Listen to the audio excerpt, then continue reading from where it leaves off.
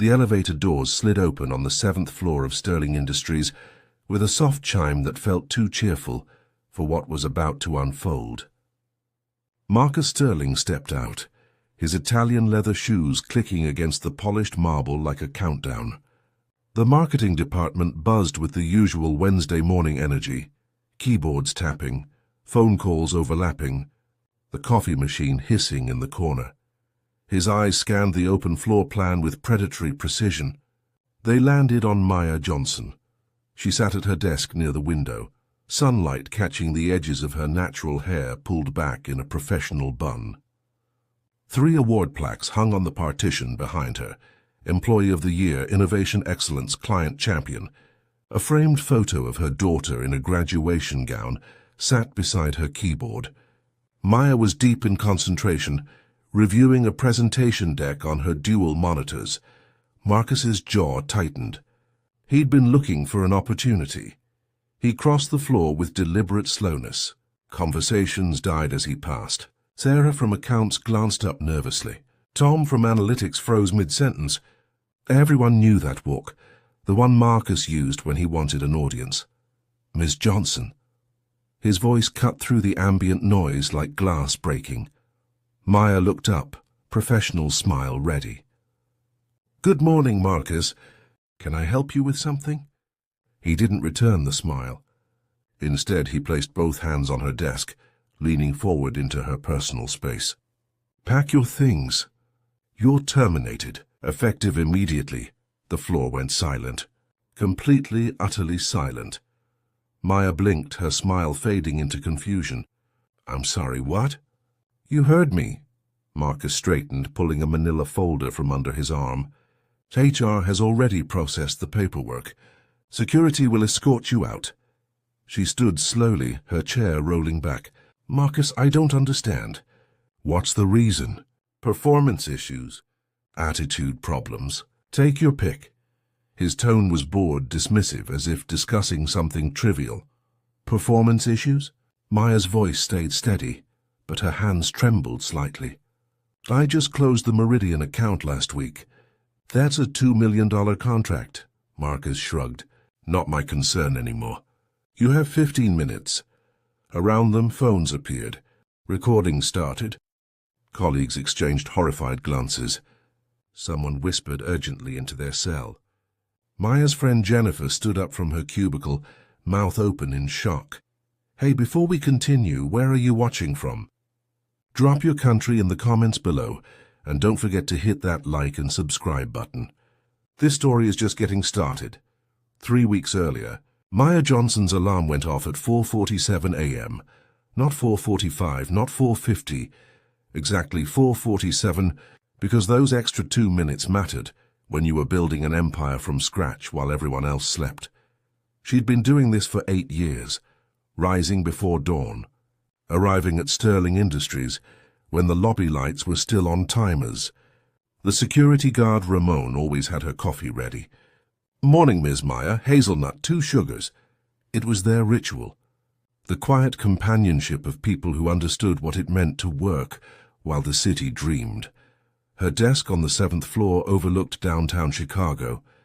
She'd earned that window view through campaigns that tripled engagement rates and client pitches that became case studies at Northwestern's business school. The marketing department ran on her strategies, her late nights fixing everyone's errors, her willingness to mentor interns who reminded her of her younger self. Maya kept a folded letter in her wallet. Her daughter Jasmine's acceptance to Stanford. Full scholarship based on merit, just like her mother taught her. The tuition gap still loomed, room, board, books, but Maya had a plan. She always had a plan. Work harder, rise faster, prove them wrong. Sterling Industries wasn't just a job, it was validation. Proof that a girl from Detroit's East Side could build something that mattered. Every presentation she delivered, every campaign she launched, felt like answering a question nobody asked out loud, but everyone wondered, did she really belong here? Her colleagues knew the answer. Maya belonged more than anyone. Then there was Marcus Sterling, 28 years old, Yale degree purchased with legacy admission, and donor buildings bearing his family's name.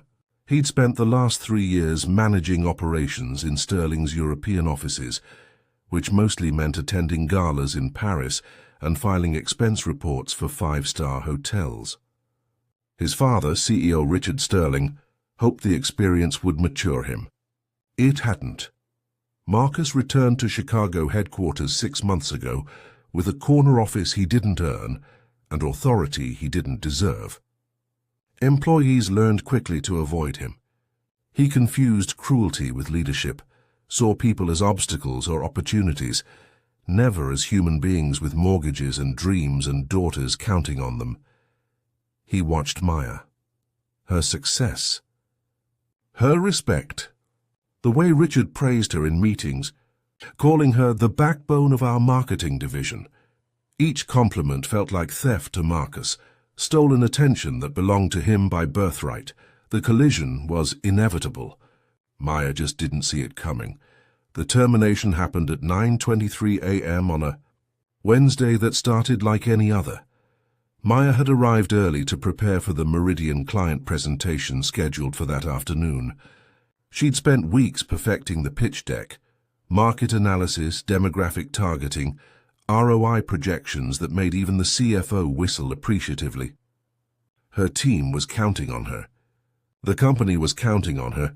She didn't hear Marcus approach until his shadow fell across her keyboard.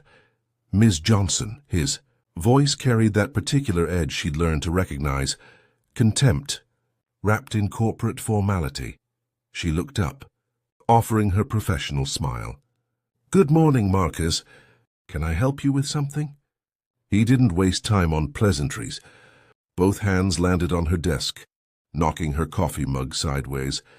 Dark liquid pooled toward her keyboard. "Pack your things. You're terminated, effective immediately." The words hung in the air like smoke. Around them, the office noise died. Conversations stopping mid-sentence, phone calls pausing, keyboards going silent. 30 people froze, watching. Maya's brain struggled to process the statement. "I'm sorry, what?" "You heard me." Marcus straightened, producing a manila folder like a magician revealing a trick. "HR has already processed the paperwork. Security will escort you out." She stood slowly, chair wheels scraping against tile. "Marcus, I don't understand." "What's the reason?" "Performance issues, attitude problems, failure to meet departmental standards." He recited the accusations like reading a grocery list, voice flat and disinterested. "Performance issues?" Disbelief crept into her tone. "I just closed the Meridian account last week." "That's a $2 million contract." Marcus shrugged, examining his manicured nails. "Ancient history. We're discussing your pattern of missed deadlines and substandard work quality." "What missed deadlines?" Maya's voice rose slightly. Heads turned throughout the floor. "I've never missed a deadline in 8 years. Show me one example." "That's not how this works." He smiled then, cold, satisfied, the expression of someone enjoying their power. "You don't get to interrogate me. You get to leave." Jennifer stood up from her cubicle 3 rows away. "This is insane. Maya just won the Innovation Award last quarter." Marcus didn't even glance her direction. "Ms. Chen, return to your work or join her." Maya's hands moved automatically, gathering the framed photo of Jasmine, her coffee mug with "World's Best Mom" fading from too many washes. Her fingers shook slightly as she unplugged her phone charger. "The award plaques stayed on the wall. They belong to the company anyway, just like she apparently did. I want to speak with your father." Her voice steadied, dignity returning. Marcus laughed. Actually laughed. "You think he'll side with you? My father trusts my judgment. He put me in charge of personnel decisions for a reason." Around them, phones appeared. Sarah from accounts held hers up, recording. Tom had his positioned behind a coffee cup. The evidence was gathering, pixel by pixel. Security arrived. 2 guards who'd known Maya for years. They looked uncomfortable, apologetic. "Miss Johnson, we need to escort you out." She nodded, gathering her small box of belongings. The walk to the elevator felt endless. Colleagues watched in stunned silence. Some had tears in their eyes. Jennifer mouthed, "I'm so sorry." Maya kept her head high, spine straight. Grandmother's voice in her memory. "They can break your spirit only if you let them." The elevator doors closed on Marcus's smirk. Maya's hands gripped the steering wheel so tightly, her knuckles went pale. The parking garage's fluorescent lights hummed overhead, harsh and clinical. Her car sat in spot B47, the same spot she'd parked in for 8 years. She couldn't drive yet. Her body wouldn't cooperate. The small cardboard box sat on the passenger seat like evidence of a crime. One framed photo, one coffee mug, 8 years reduced to objects that fit in 12 inches of corrugated cardboard. Her phone buzzed incessantly, texts flooding in from colleagues who'd witnessed the execution. "Jennifer, this is discrimination, we all know it. I'm documenting everything." "Tom, I recorded the whole thing. Say the word, and I'll send it everywhere." "Sarah?" "Maya, I'm so sorry, this is wrong, so completely wrong." The words blurred together. Maya's eyes burned, but she refused to cry. Not here. Not where cameras might catch her breaking. She'd save that for home, for the shower where water could disguise tears and nobody would know the difference. 8 years, gone in 8 minutes. The math was brutal. Jasmine's tuition payment due in 37 days. The mortgage due in 12. Her mother's medical bills from last year's surgery still being paid down at $200 monthly. The carefully constructed financial house of cards she'd built through merit and midnight hours. All of it collapsing because a privileged child decided she didn't fit the company culture. She knew what that phrase really meant. Everyone knew. Maya's reflection stared back from the rearview mirror. She looked tired, older than her 42 years, but beneath the exhaustion, something else stirred, something that felt like her. Grandmother's stubborn refusal to be diminished, her mother's quiet strength in the face of systematic injustice. Her phone rang. Unknown number she almost didn't answer. "Ms. Johnson, this is Richard Sterling." Maya's breath caught. "The CEO, Marcus's father. I just saw the termination paperwork." His voice sounded strained, angry. "I need you to know I didn't authorize this. I knew nothing about it. Can you meet me tomorrow morning? 8 a.m., my office?" Hope flickered, dangerous and desperate. Maya wasn't always this strong. She grew up in Detroit's East Side, where survival meant learning to be invisible or learning to fight. Her mother, Linda, worked 3 jobs: hospital cafeteria breakfast shift, office cleaning evenings, weekend grocery store hours. Maya rarely saw her awake. She'd find notes on the refrigerator written on torn envelope backs. Dinner in microwave. "Love you, baby. Study hard." Education became escape velocity. Maya understood early that excellence wasn't optional. It was the only path out. She studied under flickering streetlights when the electricity got shut off. She memorized vocabulary words on buses to her own part-time job. She applied to 37 colleges, with application fee waivers and prayers. Northwestern gave her a full scholarship. Marketing captured her imagination, the psychology of persuasion, the art of making people believe in something they didn't know they needed. She graduated summa cum laude, top of her class. Proof incarnate that merit mattered more than money. Her first job crushed that illusion quickly. She was the only black woman in her department at a mid-sized firm. They complimented her articulate speech as if it were surprising. They touched her hair without asking. They praised her diversity perspective instead of her actual ideas. When she presented strategies, men in the room would nod politely, then credit each other with her concepts 5 minutes later. Maya learned to document everything. She kept email trails, recorded meetings when legal, built paper fortresses of evidence proving her contributions. She learned that being twice as good meant getting half the credit. She accepted it as the price of admission. Sterling Industries felt different. Richard Sterling hired her 8 years ago during a company restructuring. "I don't care about pedigree," he'd said during her final interview. "I care about results. Show me what you can do." She'd shown him.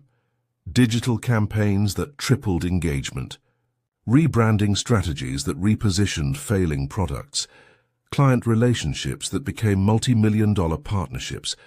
Richard promoted her twice. He praised her publicly. He made her feel like merit actually mattered. She'd been naive enough to believe it. Marcus Sterling represented everything Maya had fought against her entire life. Privilege without effort, authority without competence, the casual cruelty of someone who'd never faced consequences. He'd been handed executive positions like party favors, stumbled through European offices on his father's reputation, returned home expecting worship. The fact that Maya succeeded where he failed wasn't her fault, but he blamed her anyway. Her grandmother used to say, "Baby, some folks can't stand watching you rise because it reminds them they're standing still." Maya heard those words now, sitting in a parking garage with her career in a cardboard box. But Grandma Moses had taught her something else too. When they knock you down, you get up smarter, you get up stronger, and you make damn sure they regret underestimating you. Maya started the engine. Richard Sterling sat in his home office at 11:47 p.m., reading quarterly reports with a whiskey he wasn't tasting. The numbers blurred together. Profit margins, revenue projections, market share analyses. His company, his legacy. 52 years of building something that mattered. Then he saw the HR form, employee termination, requiring CEO's signature for senior staff.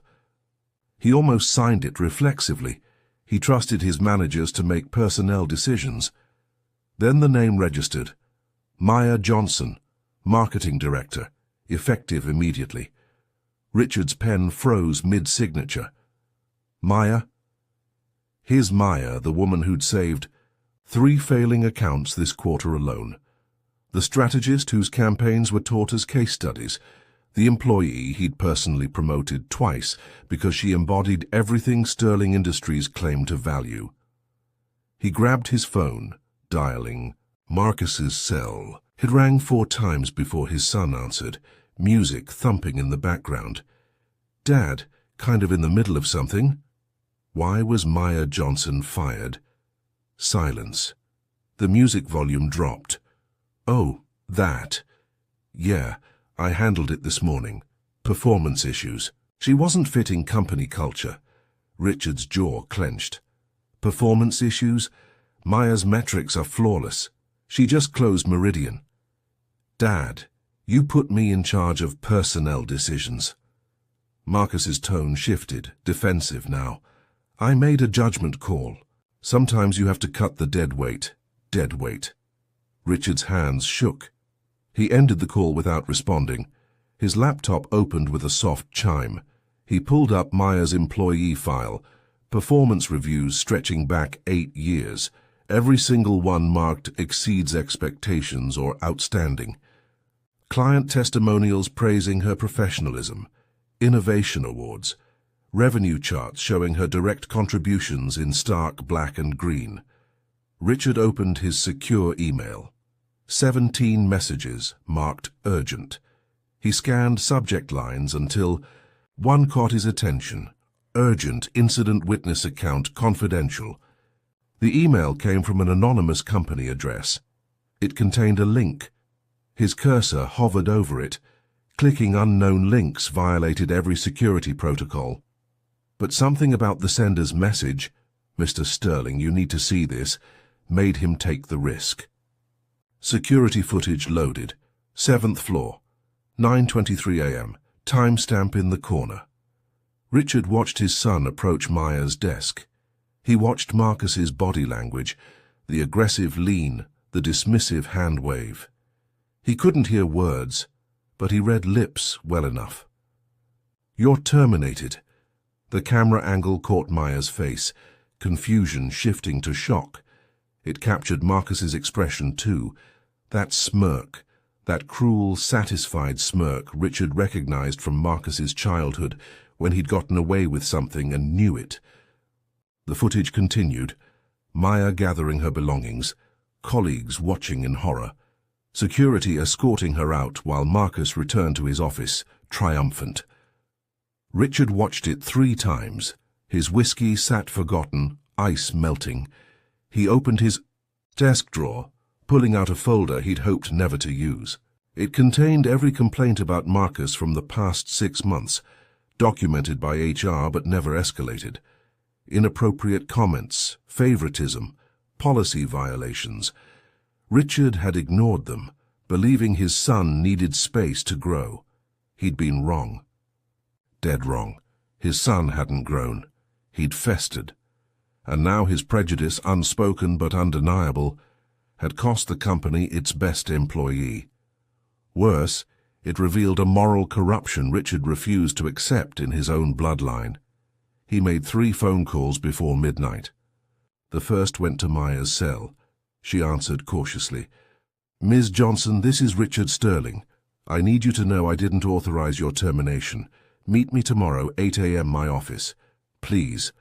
The second call went to HR Director Patricia Chen. "Pull every file on Marcus's personnel decisions from the past 6 months.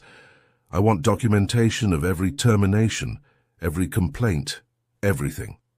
The third call went to his attorney. "David, I need to restructure some management responsibilities, effective immediately." "Yes, I know what time it is. This can't wait." Richard leaned back in his leather chair, staring at the ceiling. He'd built Sterling Industries on principles: merit, fairness, respect. His son had violated all 3. The company didn't belong to Marcus by blood. It belonged to people like Maya who earned their place through excellence. Time to remind everyone, including his son, what those values actually meant. Maya arrived at Sterling Industries headquarters at 7:52 a.m., 8 minutes early out of habit. The lobby felt different now, foreign, unwelcoming. Ramon, the security guard, looked up from his desk, relief flooding his face. "Ms. Maya." He stood quickly. "I heard what happened. That was wrong. Real wrong." She managed a small smile. "Thank you, Ramon. Mr. Sterling's expecting you." "Top floor." "He said to send you straight up." The executive elevator rose silently, counting floors with soft chimes. Maya's reflection stared back from polished brass doors. She'd chosen her royal blue blazer deliberately, the one she wore when closing major deals. Armor disguised as fashion. The top floor was quiet. Richard Sterling's assistant, Margaret, gestured toward the mahogany doors. "He's waiting for you." "Go right in." Richard stood by the window overlooking Chicago's skyline. He turned when she entered, and Maya saw something in his expression she hadn't expected: genuine remorse. "Ms. Johnson." "Maya, please sit."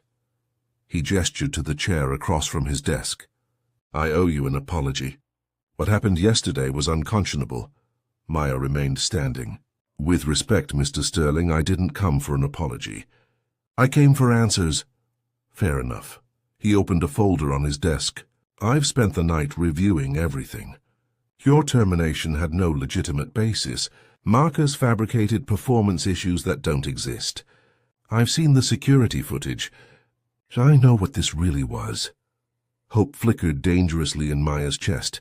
"So you're reinstating me?" "I'm doing better than that." Richard slid a document across the desk. "I'm promoting you to Senior Vice President of Marketing Operations. 40% salary increase, full benefits restoration, and a formal written apology that will be distributed company-wide." Maya's hands trembled as she picked up the contract. The numbers blurred. This was more than reinstatement. This was validation. Justice delivered in corporate letterhead and legal binding. "There's one more thing." Richard's voice hardened. "Marcus needs to learn what leadership actually means. He's being reassigned effective immediately. He'll be reporting directly to you as Junior Marketing Analyst. Entry level. No special treatment." The words hung in the air like thunder before lightning. "You want him working under me?" Maya's voice came out barely above a whisper. "I want him learning from you. Humility, work ethic, respect, everything he should have learned years ago. Richard's eyes met hers. If you're willing. I understand if you're not.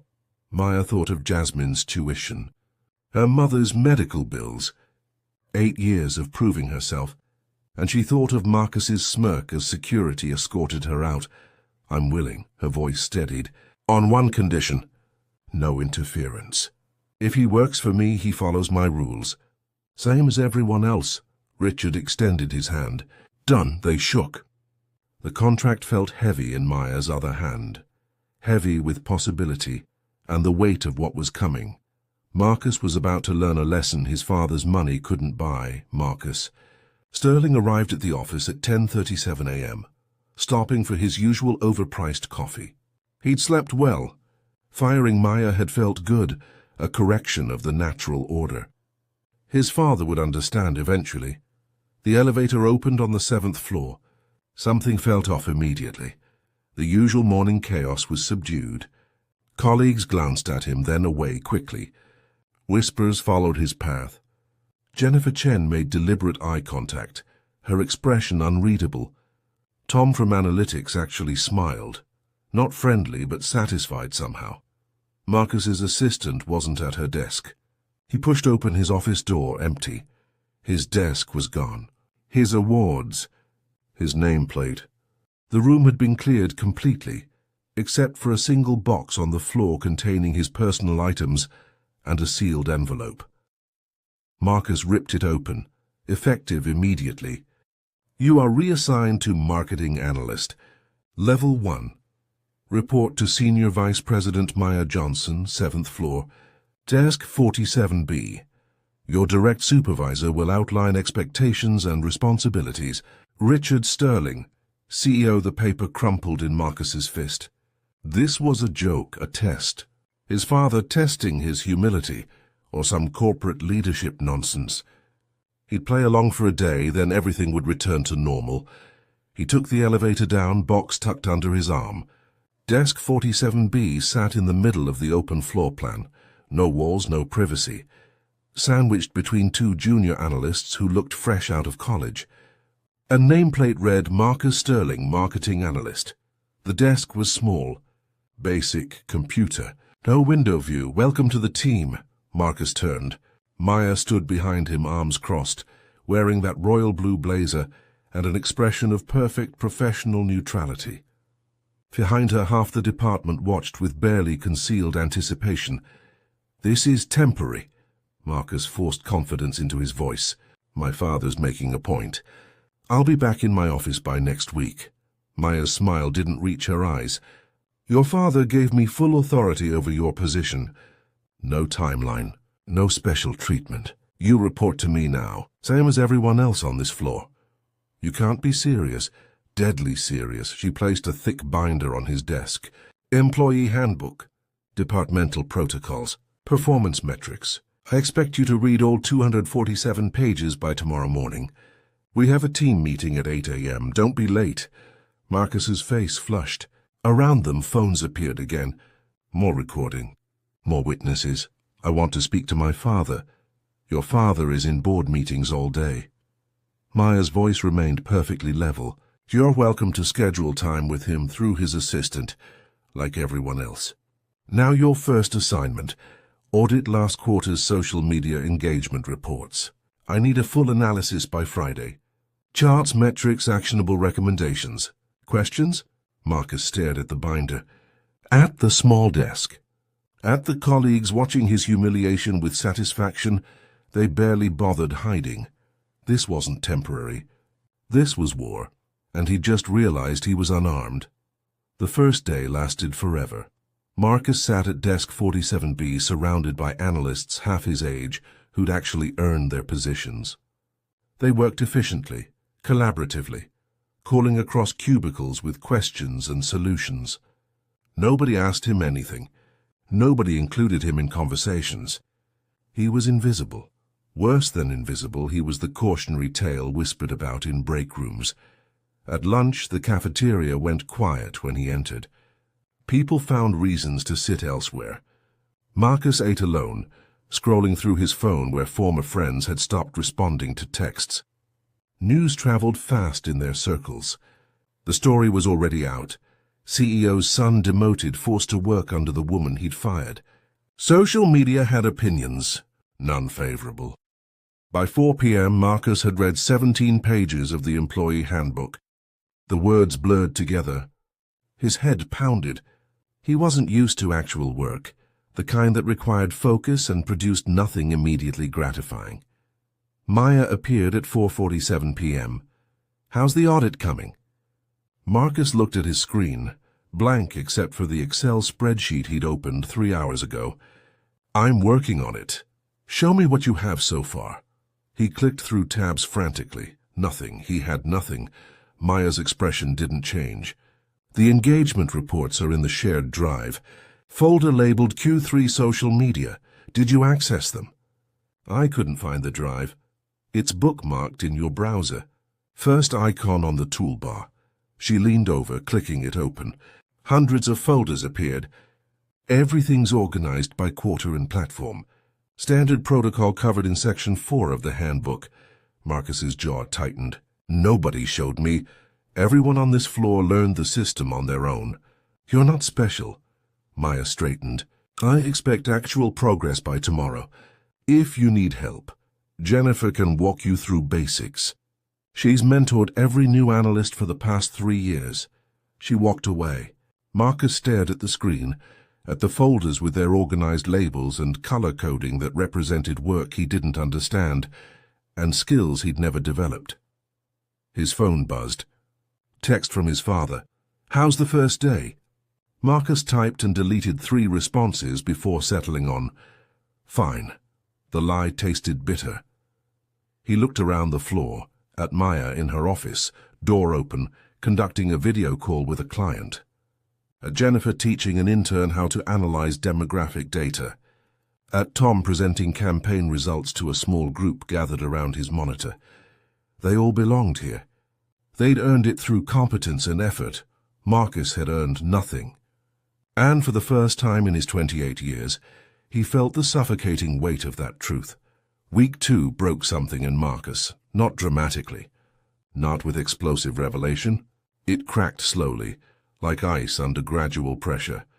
Maya assigned him grunt work, data entry, spreadsheet organization, fact-checking junior analysts' reports. Tasks so basic, they were usually automated or delegated to interns. She never raised her voice, never showed anger. She simply treated him exactly like every other entry-level employee who needed to prove their worth. It was devastating. Marcus discovered he didn't know how to do his own research. He'd spent years having assistants compile information, present options, make decisions for him. Now faced with raw data and analysis requirements, he floundered. The Excel formulas Jennifer explained 3 times still didn't make sense. The marketing terminology everyone used casually, CTR, CPC, conversion funnels, might as well be foreign languages. On Wednesday, Maya called him into her office. "Your Q3 audit was incomplete and contained 17 factual errors." She slid the report across her desk, red corrections covering every page. "This is unacceptable. Redo it." Marcus's pride finally cracked. "I don't know how." The admission cost him everything. Maya studied him for a long moment. "Then learn. The resources are available. The training modules are in the system. Your colleagues succeeded by putting in effort." She paused. "Oh, you're not stupid, Marcus. You're lazy. There's a difference. One can be fixed." That night, Marcus stayed until 8 p.m. For the first time in his life, he actually read the training materials. He watched tutorial videos. He built spreadsheets from scratch, making mistakes and correcting them without anyone to blame. Tom walked past at 7:45, stopping when he saw Marcus still working. "Need help?" Marcus's first instinct was to refuse. Pride demanded it. But pride had left him humiliated and isolated. "Yeah, actually, I can't figure out why my pivot table won't calculate properly." Tom pulled up a chair. For 20 minutes, he explained database relationships and formula logic. He didn't mock, didn't gloat, just taught the way colleagues do when they're part of something bigger than individual ego. "Thanks," Marcus said when Tom finished. "No problem." "We've all been there." Tom stood to leave, then paused. "Maya's tough, but she's fair. She spent 3 years as an analyst before getting promoted. She knows what the work requires because she did it herself. Unlike some people." The words hung there, not quite accusation, not quite olive branch. Marcus worked until midnight. His revised audit wasn't perfect, but it was honest. Real analysis backed by actual data. When he finally left, the office felt different. Still hostile, but maybe less hopeless. In the parking garage, he sat in his car and did something he hadn't done in years. He called his father without demanding anything. "Dad, can we talk?" "Actually talk, I mean. About what you're trying to teach me." Richard Sterling's voice softened. "I thought you'd never ask." The quarterly board meeting arrived 6 weeks after Marcus's reassignment. Maya had prepared extensively. Performance reports, campaign results, revenue projections for the coming year. She'd been invited to present directly to the board for the first time as SVP. The conference room on the 20th floor gleamed with polished mahogany and floor-to-ceiling. Windows. 14 board members sat around the table. Richard Sterling at the head. Shareholders, investors, the people who decided Sterling Industries' future. Marcus sat in the back row. Observer status only. He'd asked to attend, surprising Maya. "I want to see how real presentations work," he'd told her. No sarcasm, just honest acknowledgement. Maya began her presentation. 6 weeks of Marcus working under her had transformed the department's output. His grunt work, the data entry and spreadsheet organization she'd assigned, had actually revealed inefficiencies in their systems. His revised audit identified 3 campaigns losing money quietly. These findings, Maya clicked to her next slide, came from comprehensive analysis performed by our junior analysts. Including Marcus Sterling, heads turned. Marcus's name on a slide, with credit, not criticism, shocked the room. She continued. "Marcus identified a pattern in our social media spending. We were over-investing in platforms where our demographic had migrated away. His recommendation to reallocate those resources to emerging platforms increased engagement by 37%. It was true. Marcus's second audit, the one he'd stayed late completing, had spotted something Maya herself had missed. She'd tested his recommendation. It worked. I'd like Marcus to explain his methodology." The room went silent. Maya gestured to the front. Marcus stood slowly, walking to the presentation screen with visible nervousness.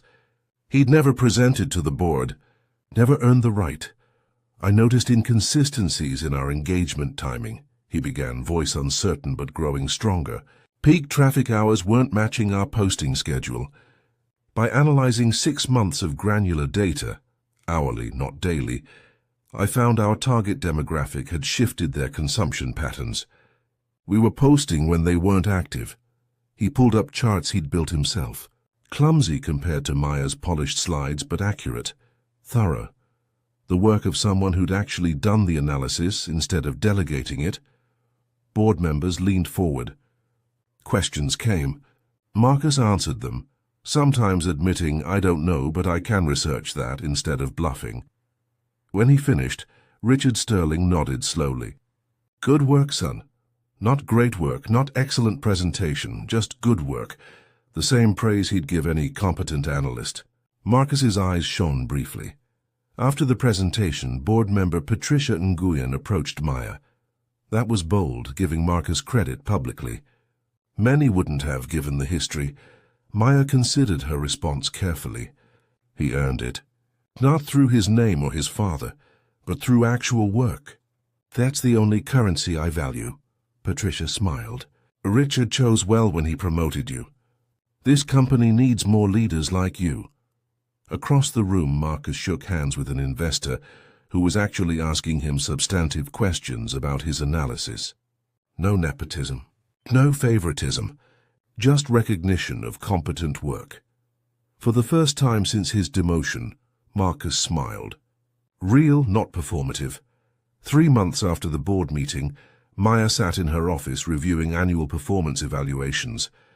Marcus's file lay open on her desk. His transformation wasn't miraculous. He still made mistakes. He still carried traces of entitlement that surfaced when stressed. But something fundamental had shifted. He arrived before 9 a.m. now. He asked questions instead of pretending to know answers.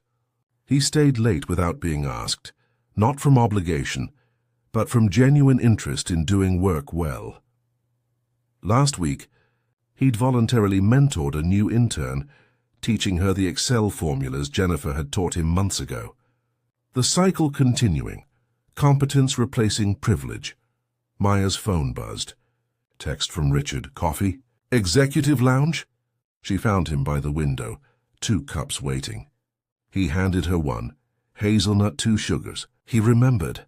I wanted to thank you, Richard said quietly, for what you did with Marcus. You could have crushed him. Made his life hell. Nobody would have blamed you. Maya sipped her coffee, considering. Cruelty wasn't the lesson he needed. Understanding was. He never learned what work actually requires because nobody taught him. You gave him opportunities. I gave him education. He respects you now. Genuinely respects you. I see it in how he talks about you, about the department. Richard's voice carried relief, and something that sounded like fatherly pride redirected. You did in 3 months what I couldn't do in 28 years. With respect, Mr. Sterling, I didn't save your son. He saved himself when he decided to actually try. Maya set down her cup. The question is, what happens now? He can't stay as junior analyst forever. I'm promoting him to senior analyst. Standard timeline, standard process. He'll still report to you. Richard met. Maya nodded slowly. It's acceptable. He's earned it. That evening, Maya drove home and called her daughter. Jasmine answered on the second ring, dorm room noise in the background. Mom, how's work? Good, baby. Really good. Maya smiled, something lightening in her chest. How's Stanford? Amazing. I'm presenting my research project next week. Guess who taught me how to build killer presentations? Let me think, your brilliant, accomplished mother. Jasmine laughed. You know it, Mom. I'm really proud of you. Not just for the promotion, for how you handled everything. You showed me what strength actually looks like. After they hung up, Maya sat in her car, letting the moment settle. The parking garage, once the site of her lowest moment, now felt different. Proof that endings could become beginnings if you refused to stay broken. Her grandmother's voice echoed. Make them regret underestimating you. She had. But more than that, she'd proven something more important. Excellence wasn't about crushing your enemies. It was about building something so undeniable that even your enemies had to recognize it. 6 months after that Wednesday morning that changed everything, Sterling Industries held its annual company celebration. The ballroom glittered with employees from every department, maintenance crew mingling with executives. Hierarchy dissolved for one night. Maya stood near the windows in her gold dress watching the crowd. Jennifer approached with champagne glasses. To the best boss I've ever had. They clinked glasses. Across the room, Marcus stood with a group of junior analysts, laughing at something Tom said. He fit now, not perfectly but authentically, part of the team instead of above it. Richard Sterling took the stage for his annual address. This year reminded me what Sterling Industries was built on. Not bloodlines, not privilege, merit. Character, the willingness to learn when we're wrong and grow when we're humbled. His eyes found Maya in the crowd. We have leaders in this company who embody those values, who show us daily what real excellence looks like. They don't demand respect. They earn it through actions, through integrity, through refusing to compromise their standards. The applause was genuine, sustained. Maya felt it settle around her like validation 8 years in the making. Later, as the crowd thinned, Marcus approached her. He stood awkwardly, still learning how to exist without arrogance as armor. "I never properly apologized," he said. "Not really?